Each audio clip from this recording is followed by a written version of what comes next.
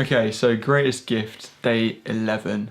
Just gonna do a little bit of a shorter one today because I'm away and it's taking ages to get them all edited and uploaded. So this one will hopefully be a little bit quicker than normal. Today I want to talk quickly about forgiveness. Now, forgiveness is at the core of the gospel message that we talked about on the first day. All this sin that we've done in our lives is ultimately all against God, because it's God who said not to do these things and we're still doing them. So we're sinning against God, even if it seems like it's against people, it's actually, at the end of the day, all against God, and so it's God that needs to forgive us. But it says in the Bible so clearly that because we've been forgiven, there's almost this expectation that we should forgive others as well. And I think it's really often assumed that forgiveness is a really simple thing. You know, we talk to our kids about it, like it's something that we talk about from a very early age, and it sounds like such a simple, easy thing to do.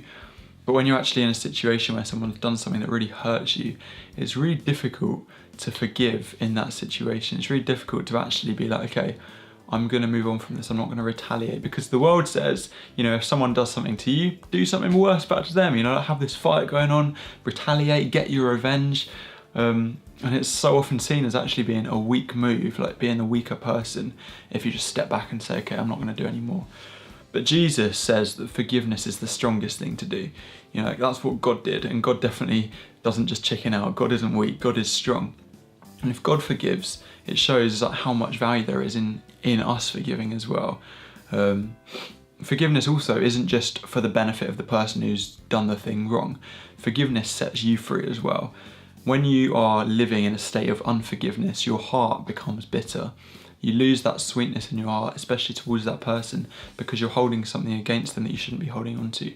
And so when you forgive them, you don't even need to tell people you've forgiven them. When you forgive them, it releases them, but in an even more powerful way, it releases you from bitterness and gives you that sweetness back in your heart that allows you to live peacefully and free from resentment, free from feeling like you need to take revenge on somebody. So a central part of the Christian life and living a life full of peace is to live in a forgiving way, not to hold on to anything that people have done against you, to encourage forgiveness because you've been forgiven by God for everything that you've done. And God forgave you long before you even said sorry. You know, Jesus died on that cross before you even knew him. And there's this really cool verse in the Bible where it says, "Greater love has no one than this, for a man to lay down his life for his friends." And at the end of the day, love, the best possible love, is just to lay down your life for the people that are around you, for the people that you love. And that's what Jesus did for us, and that's what we're called to do for our neighbours and all those around us. There we go, just a little message about forgiveness. Hopefully back with a bit of a longer one tomorrow for day 12. See you later.